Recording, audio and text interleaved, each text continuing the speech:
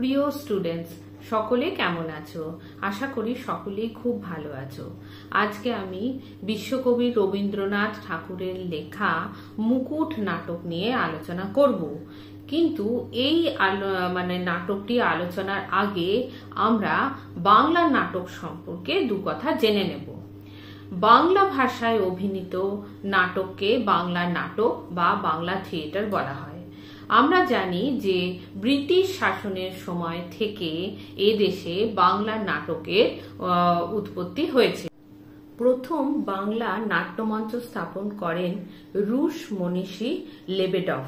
তিনি 1795 খ্রিস্টাব্দে অর্থাৎ 1795 খ্রিস্টাব্দে তিনি কলকাতার ডোমতলায় বেঙ্গলি থিয়েটার নামে এক নাট্যমঞ্চ স্থাপন করেছিলেন।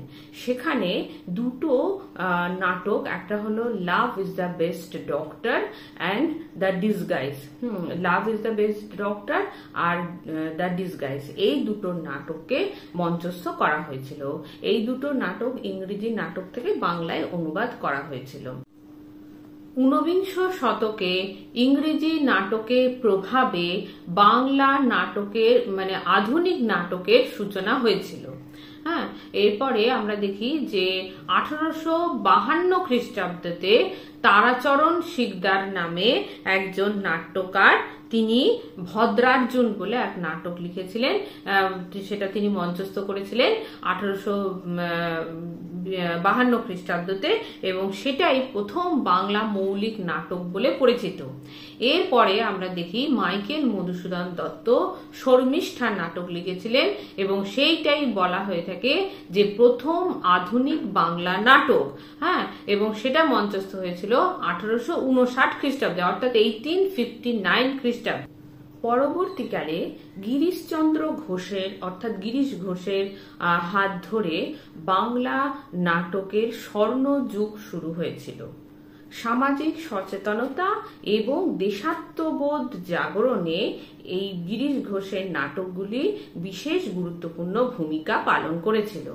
এরপর 1859 খ্রিস্টাব্দে অর্থাৎ 1859 খ্রিস্টাব্দে নাট্যকার দীনবন্ধু মিত্রের লেখা নীল দর্পণ নাটকটি নীল চাষের বিরুদ্ধে প্রতিবাদী ভূমিকা পালন করেছিল।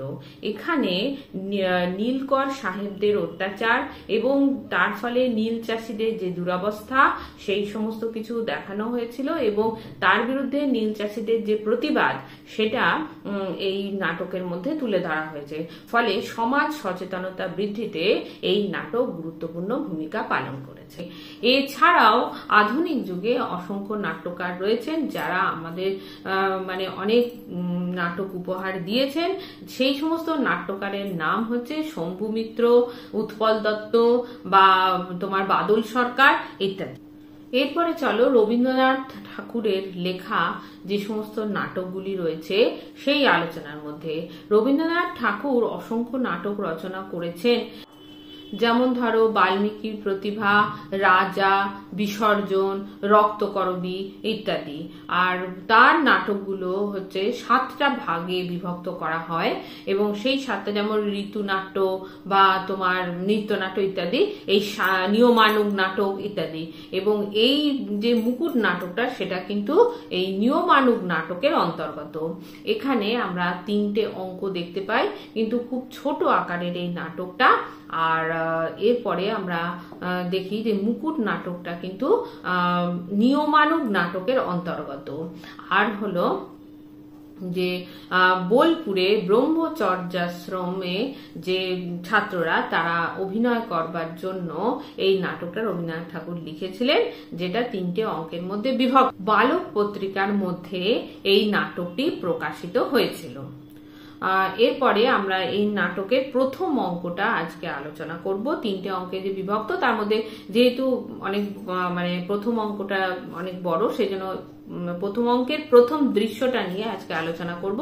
এবং এখানে যে সমস্ত চরিত্রগুলো দেখা যায় সেই সমস্ত চরিত্রগুলো হচ্ছে মহারাজ, যার নাম হচ্ছে অমরমাণিক্য, এবং তাছাড়া তার বড় পুত্র অর্থাৎ বড় রাজকুমার যে তার নাম হচ্ছে চন্দ্রমাণিক্য, আর মেজ রাজকুমার যার নাম হলো হচ্ছে ইন্দ্রকুমার, আর যে ছোট কনিষ্ঠ রাজকুমার তার নাম হচ্ছে রাজধর, আর এছাড়া তাদের মামাতো ভাই রয়েছে, মামাতো ভাইয়ের নাম ধুরন্ধর।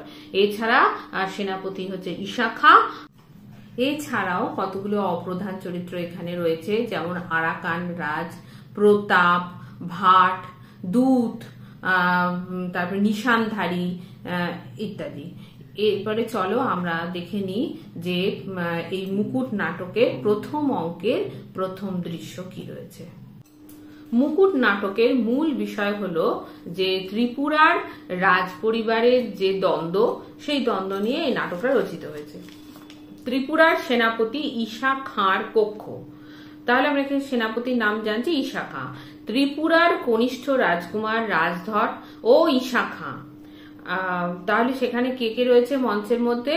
ঈশা খাঁ রয়েছে, আর ত্রিপুরার কনিষ্ঠ রাজকুমার রাজধর রয়েছে। ঈশা খাঁ অস্ত্র পরিষ্কার করিতে নিযুক্ত। আমরা দেখছি যে এইখানে শুধু যে ঈশা খাঁ তাদের সেনাপতি তা নয়, এবং তারা হলো তিনজন যে রাজকুমার রয়েছে সেই তিনজন রাজকুমারের এবং মহারাজের অস্ত্র শিক্ষক হলো ঈশা খাঁ, এবং তিনি তাদের অস্ত্র শিক্ষাও দিয়েছেন, আর তাছাড়াও তাদের সেনাপতি। সে হচ্ছে ওই এখন অস্ত্র পরিষ্কার করতেই নিযুক্ত। রাজধর, দেখো সেনাপতি, আমি বারবার বলছি তুমি আমার নাম ধরে ডেকো না। এই কথা থেকে বোঝা যাচ্ছে যে কনিষ্ঠ যে পুত্র রাজকুমার যে রাজধর, সে একটু রাগী প্রকৃতির এবং উদ্ধত স্বভাবের, এবং সে নিজে রাজকুমার বলে তার খুব অহংকার, এবং যার জন্য সে ঈশা খাঁকে বলছে যে দেখো সেনাপতি, তুমি কিন্তু আমার নাম ধরে ডাকবে না। ঈশা খাঁ, তবে কি ধরে ডাকবো? চুল ধরে না কান ধরে? হ্যাঁ, তাহলে এটা একটু মজা করে তিনি বলছে তাহলে কি ধরে ডাকবো, চুল ধরে না কান ধরে? রাজধর, আমি বলে রাখছি আমার সম্মান যদি তুমি না রাখো তোমার সম্মানও আমি রাখবো না। মানে রাজকুমার বলে তাকে সম্মান জানাবার কথা বলছে, তাই বলছে ও যদি সম্মান না দেয় সেনাপতি তাকে, তাহলে সেনাপতিকেও সে সম্মান দেবে না। ঈশা খাঁ, আমার সম্মান যদি তোমার হাতে থাকবার ভার থাকতো তবে কানা করার দরে তাকে হাটে বিকিয়ে আসতুম। নিজের সম্মান আমি নিজেই রাখতে পারবো। তাহলে ঈশা খাঁ বলছে যে তোমার হাতে যদি আমার সম্মান রক্ষার দায়িত্ব থাকতো তাহলে কানা করা মানে খুব সামান্য দামে আমি সেটা হাটে বিক্রি করে আসতাম। আমার নিজের সম্মান আমি নিজেই রাখতে পারবো। আর এই কথা থেকে বুঝতে পারা যাচ্ছে যে রাজধর কিন্তু তার যোগ্য শিষ্য নয়। রাজধর, তাই যদি রাখতে চাও তাহলে ভবিষ্যতে আমার নাম ধরে ডেকো না। ঈশা খাঁ, বটে? রাজধর, হাঁ। ঈশা খাঁ, হা হা হা হা। রাজা ধীরাজকে কি বলে ডাকতে হবে? হুজুর, জনাব, জাহাপনা? তাহলে এখানে একটু আবার সেই মজা করছে বা কৌতুক করছে ঈশা খাঁ যে তাহলে তোমাকে কি বলে ডাকবো? হুজুর, জাহাপনা, মহারাজা, জনাব, কি নামে তোমাকে ডাকবো? রাজধর, আমি তোমার ছাত্র বটে, কিন্তু আমি রাজকুমার, সে কথা তুমি ভুলে যেও না। তাহলে এখান থেকে বোঝা যাচ্ছে যে সে খুবই অহংকারী। মানে সে বলছে যে আমি তোমার যদিও ছাত্র, হ্যাঁ, তুমি আমার গুরু, কিন্তু তাহলেও আমি একজন রাজকুমার, এবং সেটা তুমি ভুলে যেও না। মানে তাকে তুমি তো আমাকে সেই সম্মানটা দিচ্ছ না, সেটাই বলছে। ঈশা খাঁ, সহজে ভুলিনি, তুমি যে রাজকুমার সে কথা মনে রাখা শক্ত করে তুলেছ। তাহলে এখানে দেখা যায় যে ঈশা খাঁ কিন্তু খুব বুদ্ধিমান, সেই জন্য বলছে যে তোমার ব্যবহারই কিন্তু আমাকে ভুলিয়ে দিচ্ছে যে তুমি একজন রাজকুমার, এবং তোমার ব্যবহারের জন্যই আমি সেটা ভুলতে বাধ্য হয়েছি। রাজধর, তুমি যে আমার ওস্তাদ সে কথা মনে রাখতে দিলে না দেখছি। ওস্তাদ মানে তুমি যে আমার গুরু। হ্যাঁ, তার রাজধরও সেরকমই ঘুরিয়ে বলছে যে তুমি তো আমার শিক্ষক বা গুরু, সে কথাও তুমি আমাকে মনে রাখতে দিচ্ছ না। সেটাও আমি আমি ভুলে যাচ্ছি। ঈশা খাঁ, বাস, চুপ। দ্বিতীয় রাজকুমার ইন্দ্রকুমারের প্রবেশ। এরপরে মঞ্চের মধ্যে, স্টেজের মধ্যে প্রবেশ করছে দ্বিতীয় রাজকুমার, যার নাম হলো ইন্দ্রকুমার। খাঁ সাহেব, ব্যাপারখানা কি? ঈশা খাঁ, শোনো তো বাবা, বড় তামাশার কথা। তোমাদের মধ্যে ওই যে ব্যক্তিটি সকলের কনিষ্ঠ, একে জাহাপনা শাহেনশা বলে না ডাকলে ওর আর সম্মান থাকে না। ওর সম্মানের এত টানাটানি। তাহলে এই যে মানে বলছে শোনো তো বাবা বলে সম্বোধন করছে, তা থেকেই বোঝা যাচ্ছে যে ঈশা খাঁ কিন্তু এই মেজ রাজপুত্র ইন্দ্রকুমারকে অত্যন্ত স্নেহ করে সে, এবং সেই জন্য তাকে এই বলে সম্বোধন করে বলছে, দেখো এটা খুব মজার ঘটনা যে তোমাদের যে কনিষ্ঠ ভাই, ছোট ভাই, সেই ভাইকে কিন্তু যদি আমি শাহেনশা বলে না ডাকি তাহলে তার সম্মান বজায় থাকছে না। অর্থাৎ তার সম্মান এতই ঠুনকো, এতই মানে খুবই দুর্বল আর কি তার সম্মান, এবং সেই জন্য বলছে যে আমি যদি তাকে নাম ধরে ডাকি তাহলে তার সম্মানহানি হচ্ছে। ইন্দ্রকুমার, বলো কি সত্যি নাকি? হা হা হা হা। রাজধর, চুপ করো দাদা। ইন্দ্রকুমার, তোমাকে কি বলে ডাকতে হবে? জাহাপনা? হা হা হা হা। শাহেনশা? এখানে দেখো ঈশা খাঁর সঙ্গে ইন্দ্রকুমারও কিন্তু তামাশা করছে, মজা করছে। রাজধর, দাদা চুপ করো বলছি। ইন্দ্রকুমার, জানাব, চুপ করে থাকা বড় শক্ত, হাসিতে যে পেট ফেটে যায় হুজুর। মানে সেও মজা করছে। রাজধর, তুমি অত্যন্ত নির্বোধ। হ্যাঁ, তোমার দাদাকে বলছে তুমি খুব বোকা। ইন্দ্রকুমার, ঠান্ডা হও ভাই, ঠান্ডা হও। তোমার বুদ্ধি তোমারই থাক, তার প্রতি আমার কোনো লোভ নেই। তাহলে এই যে ইন্দ্রকুমারের কথা, তার থেকে বোঝা যাচ্ছে ইন্দ্রকুমার কিন্তু তার ভাইকে খুবই ভালোবাসে। সেই জন্য সে বলছে যে তুমি এত উত্তেজিত হয়েও না, তুমি শান্ত হও, তুমি ঠান্ডা হও। হ্যাঁ, তাহলে তোমার বুদ্ধি তোমার কাছেই থাক, আমার তোমার বুদ্ধি নিতে কোনো আমার তোমার বুদ্ধির ওপর কোনো লোভ নেই। ঈশা খাঁ, ওর বুদ্ধিটা সম্প্রতি বড়ই বেড়ে উঠেছে। সম্প্রতি মানে বর্তমানে, যে ওর ঈশা খাঁ বলছে ওর বুদ্ধি এখন অনেক বেড়ে গেছে। ইন্দ্রকুমার, নাগাল পাওয়া যাচ্ছে না, মই লাগাতে হবে। ইন্দ্রকুমার বলছে যে ওর বুদ্ধিটা এতই ওপরে উঠে গেছে যে নাগাল পাওয়া যাচ্ছে না, তাহলে কি মই লাগাতে হবে? এটা মজা করে বলছে। আর সেই সময় মহারাজ অমরমাণিক্য এবং যুবরাজ চন্দ্রমাণিক্য সঙ্গী সাথীদের নিয়ে, অর্থাৎ অনুচরদের নিয়ে এখানে প্রবেশ করছে। আর যুবরাজ মানে হচ্ছে বড় যে পুত্র, যে রাজার মৃত্যুর পরে যে সিংহাসনে বসবে তার বড় ছেলে, তাকে যুবরাজ বলা হচ্ছে। সে চন্দ্রমাণিক্য এবং অমরমাণিক্য প্রবেশ করছে। রাজধর, মহারাজের কাছে আমার নালিশ আছে। মহারাজ, কি হয়েছে? রাজধর, ঈশা খাঁ পুনঃ নিষেধ সত্ত্বে আমায় অসম্মান করে, এর বিচার করতে হবে। তাহলে এখানে রাজধর বলছে যে পুনঃ মানে বারবার আমি অনেক নিষেধ করেছি, অনেক বারণ করেছি, কিন্তু তবুও আমার সম্মান হানি করছে সেনাপতি।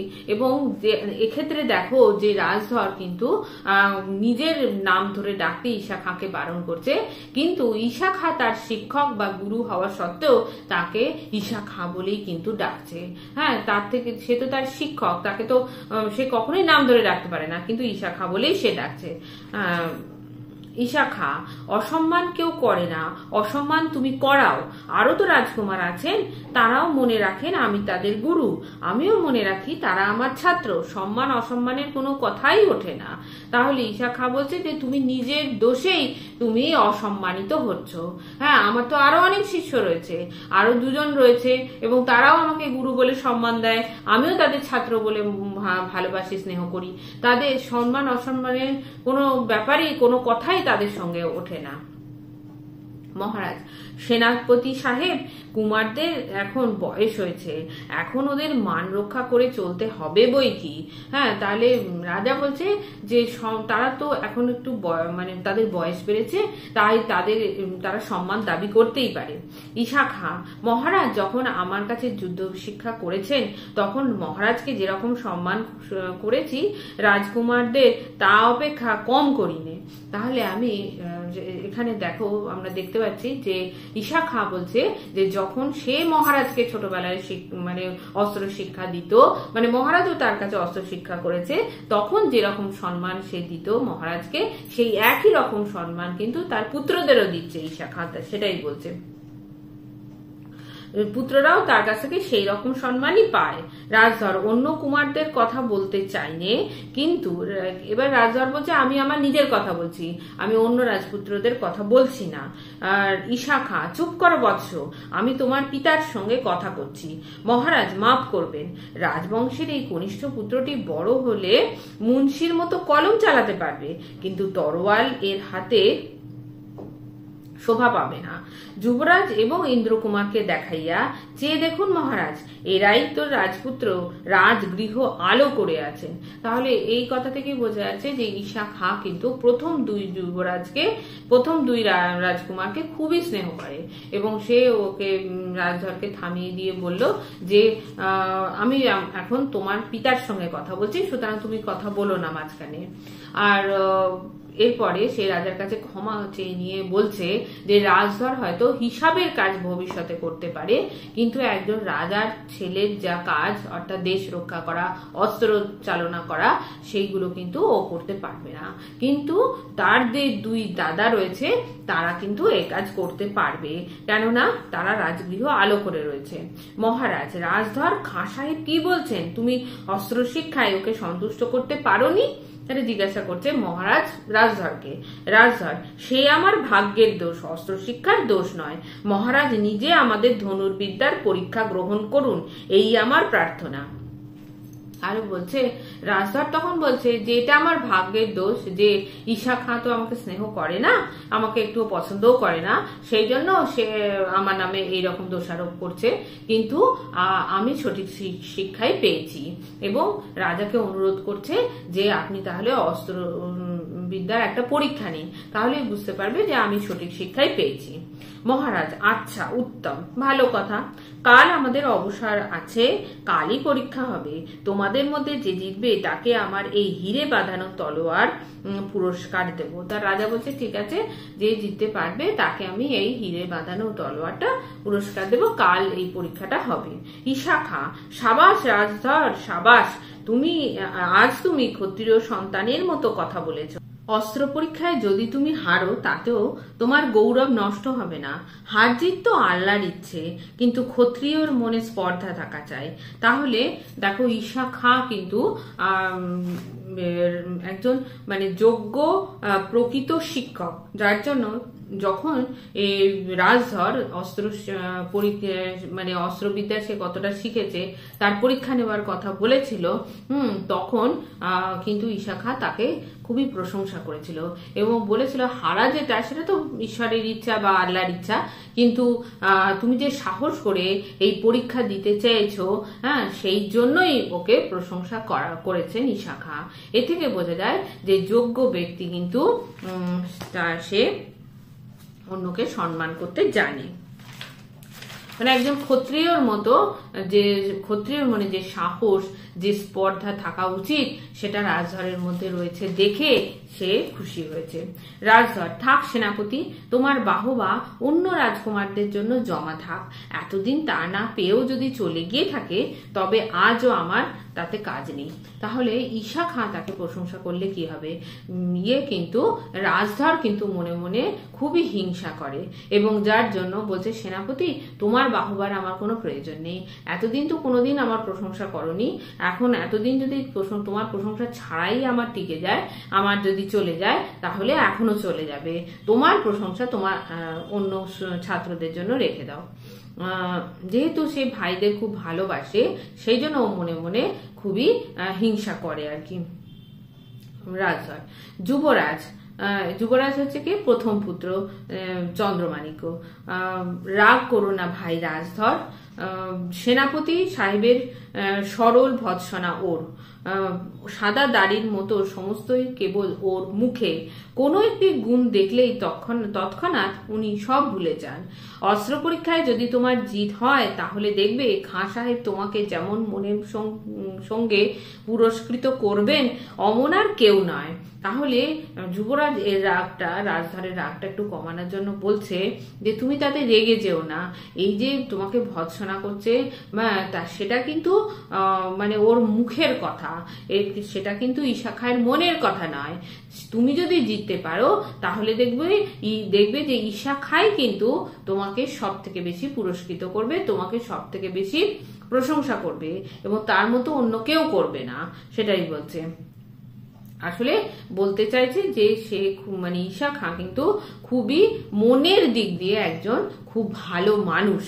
রাজধর, দাদা আজ পূর্ণিমা আছে, আজ রাত্রে যখন গোমতী নদীতে বাঘে জল খেতে আসবে তখন শিকার করতে গেলে হয় না?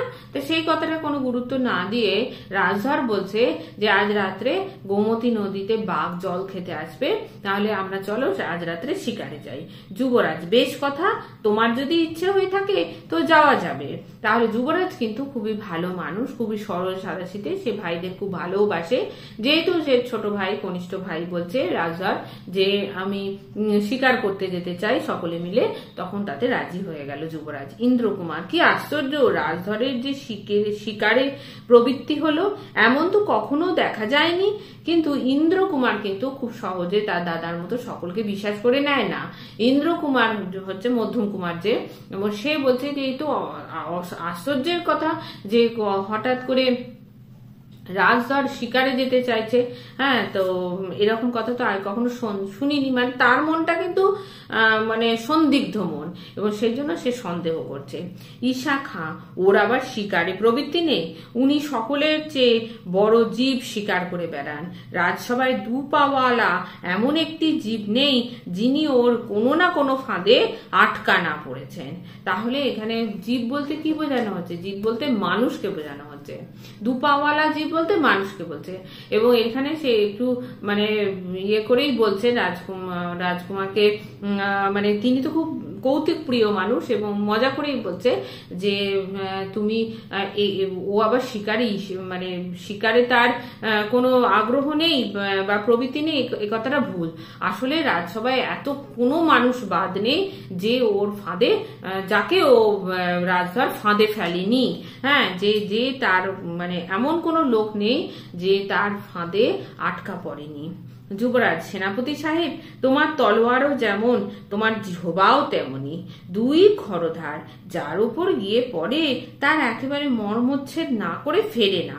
তাহলে যুবরাজ বলছে যে তুমি যেমন, ঈশা খাঁকে বলছে যে তুমি যেমন অস্ত্রবিদ্যায় পারদর্শী, তলোয়ার চালাতে যেমন ভালো পারো, তেমনি কিন্তু তোমার জিহ্বাও ক্ষুরধার, মানে সেরকম তোমার কথাগুলো যেন একেবারে মানে খুবই ধারালো, একেবারে মর্মে গিয়ে আঘাত করছে। তলোয়ার যেমন মানে দিয়ে কাউকে আঘাত করলে যেরকম ছেদ হয়ে যায় বা কেটে যায়, এখানে তোমার কথাগুলো শুনেও কিন্তু মনটা একেবারে ভেঙে যাচ্ছে, সেটাই বলছে। রাজধর, দাদা তুমি আমার জন্য ভেবো না, খাঁ সাহেব জিহ্বায় যতই শান দিন না কেন আমার মর্মে আঁচড় কাটতে পারবে না। তার বলছে রাজধর যে তুমি আমার জন্য চিন্তা করো না। দাদাকে বলছে যে যতই খাঁ সাহেব এরকম মানে ক্ষুরধার কথাবার্তা বলুক না কেন, আমার মর্মে অর্থাৎ আমার মনে কিন্তু এতে কোনো রকম আঘাত লাগছে না। আসলে ওর মনটা কিন্তু খুবই কঠিন, খুবই মানে কঠিন বলে তার মনে কোনো আঘাত লাগছে না। সেটা রাজধর বলল। ঈশা খাঁ, তোমার মর্ম পায় কে বাবা, বড় শক্ত, মানে তোমার মনটা কেউই সহজে লাভ করতে পারবে না। ইন্দ্রকুমার, যেমন হঠাৎ আজ রাত্রে তোমার শিকারে যাওয়ার শখ হলো, এর মর্ম ভালো বোঝা যাচ্ছে না। ইন্দ্রকুমার কিন্তু সেই মনে সন্দেহ দানা বেঁধে উঠেছে, এবং সে বলছে যে কেন যে আজ রাত্রে তোমার শিকারে যাওয়ার ইচ্ছে হলো, তার মর্ম অর্থাৎ তার অর্থটাও আমি বুঝতে পারছি না, তার কারণটাও বুঝতে পারছি না। যুবরাজ, আহা ইন্দ্রকুমার, প্রত্যেক কথাতেই রাজধরকে আঘাত করাটা তোমার অভ্যেস হয়ে যাচ্ছে। কিন্তু ইয়ে তো বড় যে যুবরাজ, সে তো সরল সাদাসিধে, সে ইন্দ্রকুমারকে বলছে কেন তুমি প্রত্যেক কথায় ওকে আঘাত করছো? রাজধর, সে আঘাতে বেদনা না পাওয়াও আমার অভ্যেস হয়ে গেছে।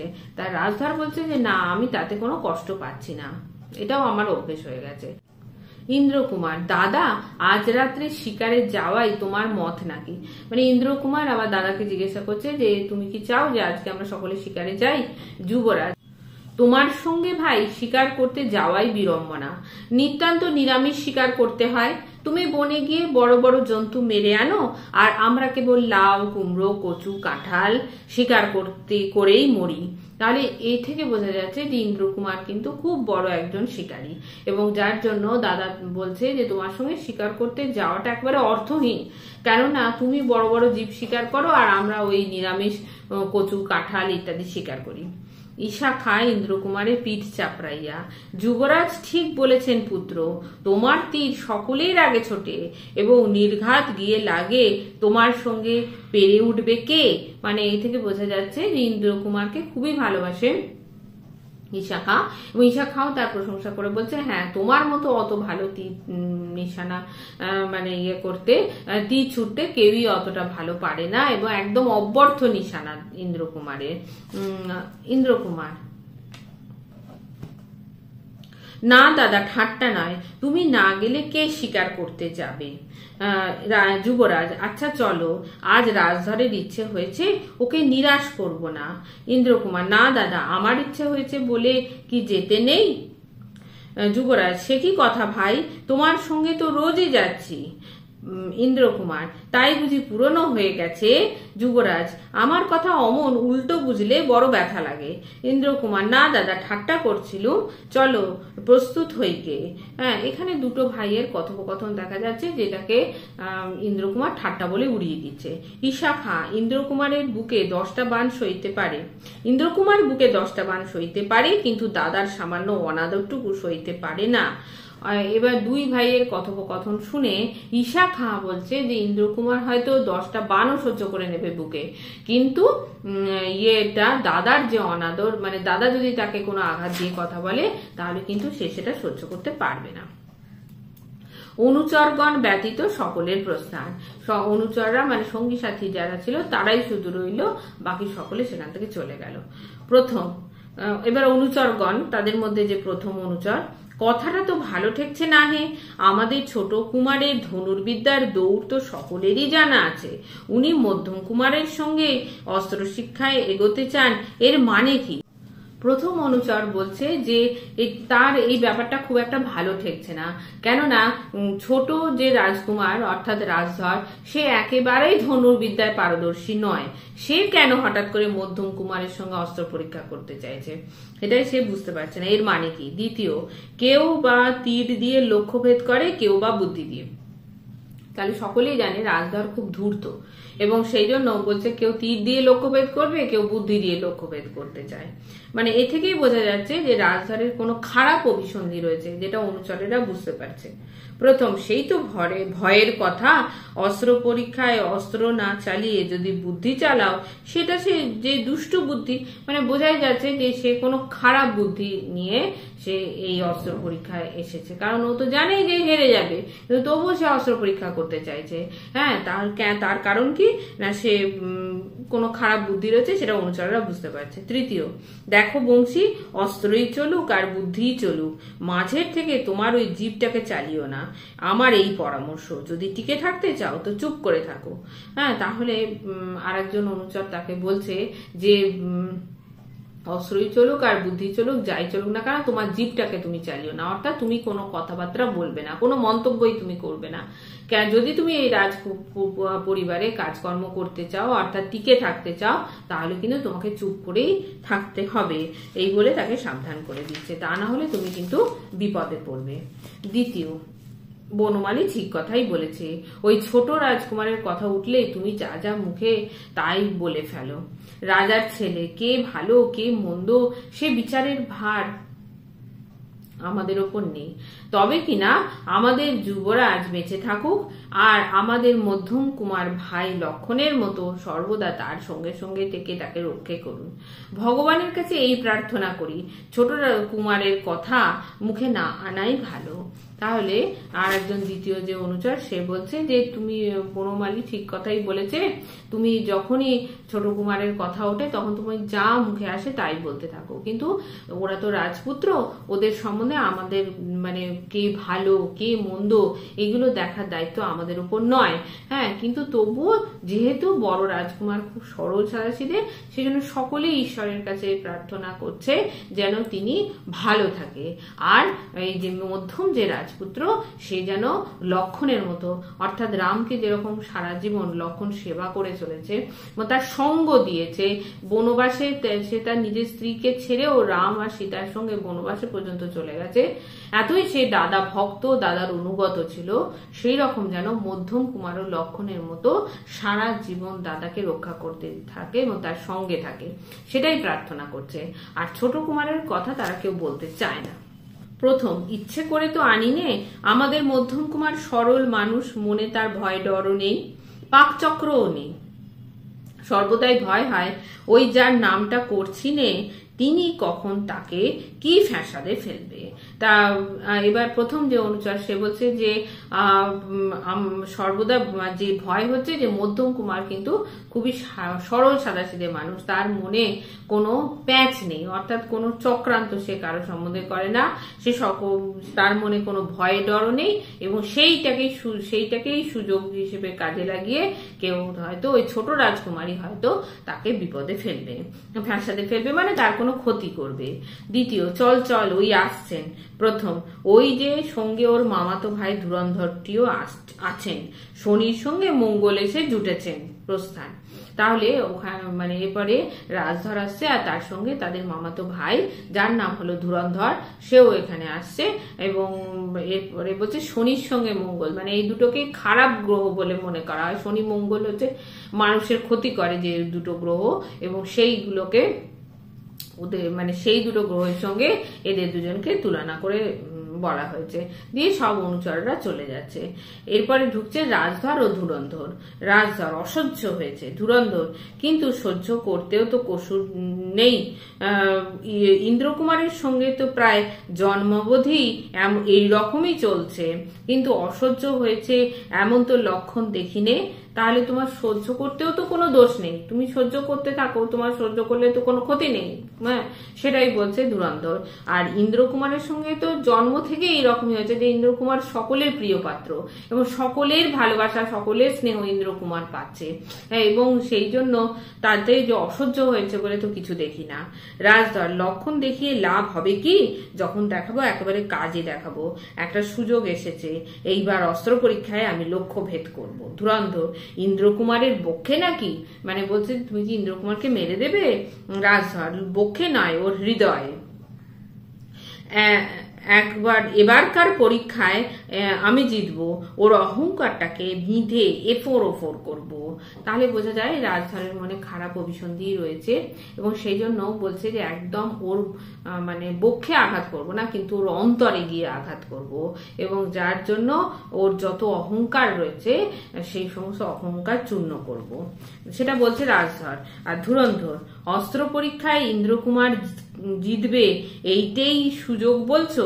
অর্থাৎ অস্ত্র পরীক্ষায় তুমি ইন্দ্রকুমারকে জিতে নেবে, এটাকেই তোমার সুযোগ বলছো? রাজধর, সুযোগ কি তীরের মুখে থাকে? সুযোগ বুদ্ধির ডগায়। তোমাকে কিন্তু একটি কাজ করতে হবে।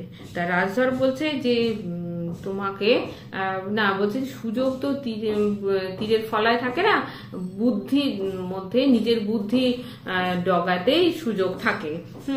মানে এখানে বোঝা যাচ্ছে যে সে কিন্তু মানে নিজের বুদ্ধির ওপরে তার খুব অগাধ আস্থা রয়েছে, এবং সে বলছে সেই জন্য সে অহংকারও তার মধ্যে রয়েছে।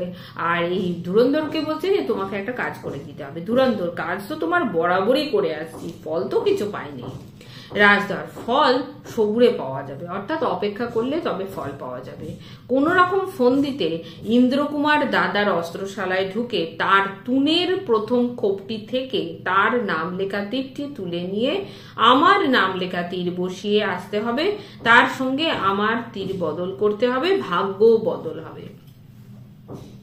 তাহলে বলছে যে তুমি অপেক্ষা করো, তাহলেই তুমি ফল পাবে, সেটা বলছে রাজধর ধুরন্ধরকে।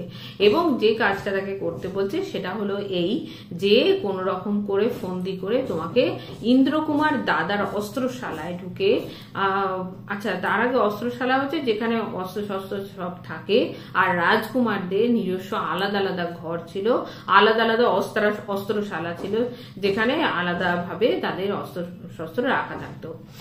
তো সেখানে অস্ত্রশালায় ঢুকে বলছে যে তার নাম লেখা অর্থাৎ ইন্দ্রকুমারের নাম লেখা একটা তীর নিয়ে আসতে হবে, আর রাজধরের নাম লেখা একটা তীর সেখানে রেখে আসতে হবে, তুনের মধ্যে রেখে আসতে হবে। তুনটা কি না, যে তীরগুলো যে মানে তীর রাখার একটা আধার বা পাত্র, যেটা তোমরা মানে পুরনো যে সমস্ত মানে রামায়ণ মহাভারত এগুলো যদি তোমরা সিনেমায় দেখে থাকো তাহলে দেখবে যে পিঠের মধ্যে তুনটা থাকে এবং সেখানে অস্ত্রগুলো রাখা থাকে, সেই যে পাত্রটা বা আধারটাকেই বলছে তুন। সেই কোপ থেকে একটা তীর বার করে নিয়ে যেতে হবে এবং রাজধরের নাম লেখা তীর সেখানে রেখে আসতে হবে, তাহলেই নাকি ভাগ্য পরিবর্তন হবে। ধুরন্ধর সবই তো বুঝলুম, কিন্তু আমার প্রাণটি সেটি গেলে তো কারোর সঙ্গে বদল চলবে না। তা বলছে আমার প্রাণের যদি সংশয় হয় তাহলে তো আমার প্রাণ তো কে রক্ষা করবে, এবং তাহলে তো তখন আর কেউ বদল করবে না। রাজধর তোমার কোনো ভয় নেই, আমি আছি। ধুরন্ধর তুমি তো বরাবরই আছো, কিন্তু ভয়ও আছে।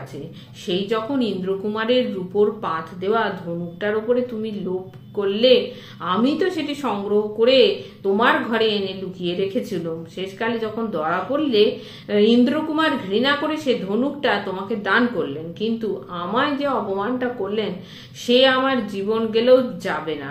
তখন তো ভাই তুমি ছিলে, রক্ষা যত করেছিলে সে আমার মনে আছে। তাহলে একটা পুরনো ঘটনার কথা রাজধর বলছে যে একবার নাকি ইন্দ্রকুমারের একটা ধনুক, সেটা কি রূপোর পাত দেয়া ধনুক, রূপোর পাত দেয়া ধনুকটার উপরে খুব লোভ করেছিল রাজধর এবং সেটা এনে দিয়েছিল ধুরন্ধর, এনে তাকে ঘরে রেখে দিয়েছিল রাজধরের ঘরে, এবং সেটা পরে জানাজানি হয়ে গিয়েছিল এবং সেটা তখন ঘৃণা করে ইন্দ্রকুমার কি করেছিল না ওকে দান করে দিয়েছিল রাজধরকে, এবং রাজধর তো সেইটা পেয়ে গেল, কিন্তু যেহেতু তাকে সাহায্য করেছিল হচ্ছে ধুরন্ধর, সেই জন্য ধুরন্ধরকে চরমভাবে অপমানিত হতে হয়েছিল, তাকে অপমান করেছিল ইন্দ্রকুমার। এবং তখন কিন্তু রাজধর সেখানে ছিল, কিন্তু একটা বাক্য বলেনি এবং তাকে রক্ষা করারও কোনো চেষ্টা সে করেনি। রাজধর এবার তোমার সময় এসেছে সেই অপমানের শোধ দেবার জোগাড় করো। তা থেকে বোঝা যায় যে রাজধর এই যে কথাবার্তা বলছে তা থেকে বোঝা যায় খুবই সেই সুযোগ সন্ধানী এবং খুব ধূর্ত টাইপের, এবং সেই জন্য বলছে তোমার যে অপমান হয়েছে এবার তার শোধ নেবার সময় এসে গেছে, যার জন্য তোমাকে সেই অপমানের শোধ নিতে হবে। ধুরন্ধর সময় কখন কার আসে সেটা যে পরিষ্কার বোঝা যায় না।